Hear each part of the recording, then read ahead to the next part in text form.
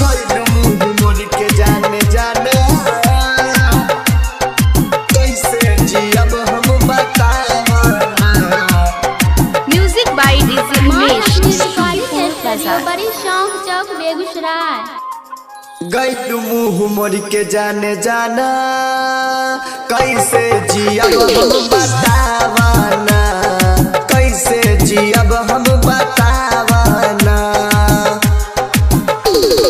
गइल मुँह मोड़ के जाने जाना कैसे जियब हम बतावा ना कैसे जियब हम बतावा ना। घर भर के लोग तोहके जानत रहे मम्मी पुतोह तोहके मानत रहे कवन मुँह लेके जाइब घरे कैसे जियब हम बतावा ना कैसे जियब हम बतावा ना। माँ लक्ष्मी रिकॉर्डिंग स्टूडियो बड़ी शौक चौक Begusarai. Music by DJ Umesh Shukipur बाजार। तू भैलू दोसरा के जियब कैसे हो फाटल कर जबा के सियब कैसे फाटल कर जबा के सियब कैसे। तू भैलू दोसरा के जियब कैसे हो फाटल कर जबा के सियब कैसे।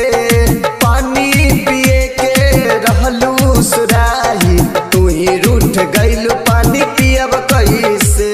जियते तू हमके मुआइलू कैसे जियब हम बतावा ना कैसे जियब हम बतावा ना। माँ लक्ष्मी रिकॉर्डिंग स्टूडियो बड़ी शौक चौक Begusarai. Music by DJ Umesh Shukipur बाजार। तो हर याद आवेला हमके तोड़ पावेला घुट घुट के जिया तनी प्यारी घुट घुट के जिया तनी प्यारी।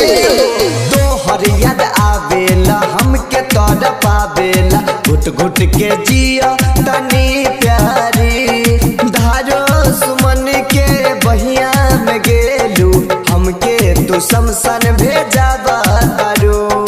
ऋषिकेश के पागल बनैलू कैसे जियब हम बतावा ना कैसे जियब हम बतावा ना। माँ लक्ष्मी रिकॉर्डिंग स्टूडियो बड़ी शौक चौक बेगूसराय।